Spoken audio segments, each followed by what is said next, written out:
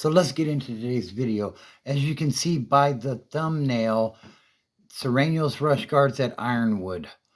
Now, on this is all according to CBS News, who was reporting on it, as well as several sources on social media, in the YouTube genre, the prison genre, and according to CBS News, on Wednesday morning at Ironwood State Prison, which is located in Blythe, which is about 20 miles from the Arizona state line, on the level 3D facility, they were doing a contraband shakedown, the guards were.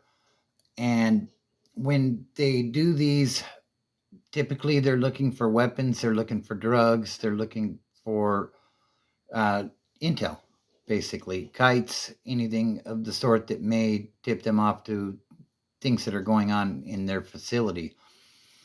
So apparently they were doing an escort of an individual who apparently they must have found something on, and this is on the level 3D facility.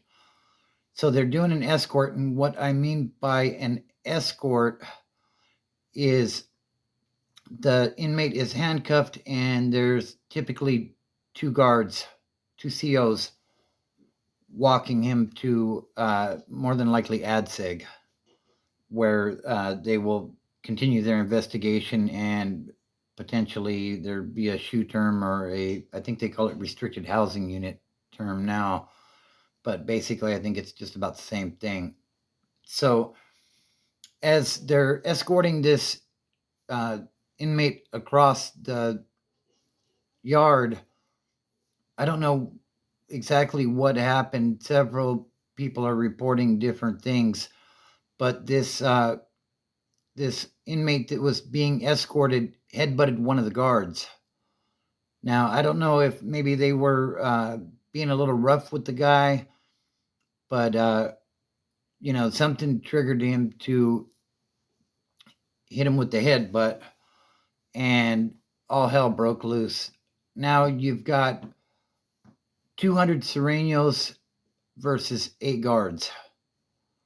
And, that's a lot of gangsters on 8 people.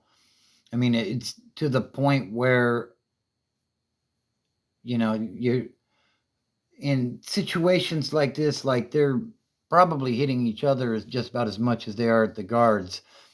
And they were attacking the guards. From what I seen in the news report, it says they were attacking the guards with fists and rocks, which tells me this was a spontaneous thing. This wasn't something that was planned. Otherwise, there would have been, pieces, shanks involved. I'm sure there were plenty of them on that yard. So obviously, this is something that happened spontaneously, and they didn't have time to get to that stuff. Now, this D facility is going to remain locked down until the investigation concludes. But 8 guards and 1 inmate were hospitalized from this major incident. If you enjoy this sort of content, subscribe to the channel. Smash that like button, drop a comment, and let me know what you think. And also share this video. It helps the channel to grow. Also, follow me on TikTok at BrokenBobby72. My content's a little bit different on TikTok, but same general idea. So now this has led to a statewide assessment of, all the yards that have Surenos on them.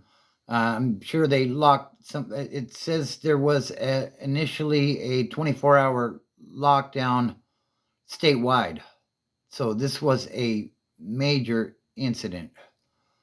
And, this is one of those things where, I've said it before, if it don't matter who the opponent is, if one of your homeboys jump, you jump.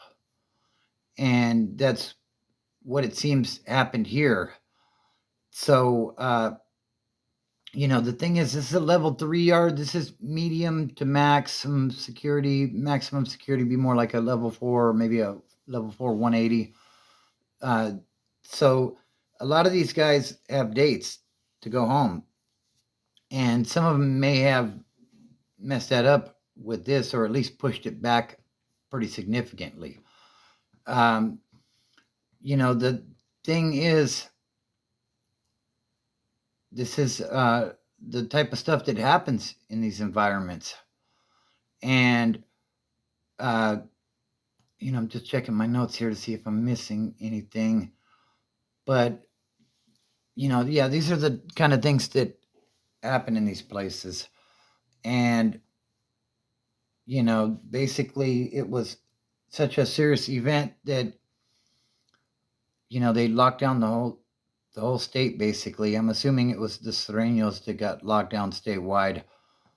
But, I mean, I did a video previously on the Green Wall, and it was an incident similar to this that allegedly created the Green Wall because of a riot on the cops.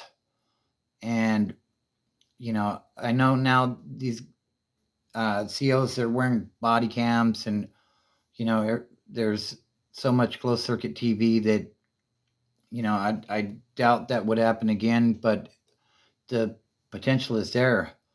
They weren't giving these guys love taps like they were trying to hurt them. And that's the expectation in these situations. When the shit hits the fan, like, you jump.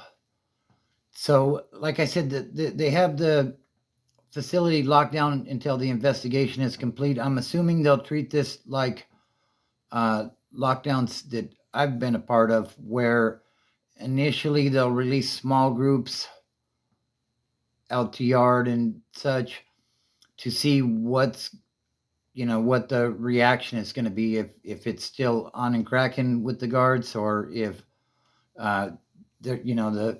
they'll be able to program, and then little by little they'll let more and more out until it's back to business as usual. But the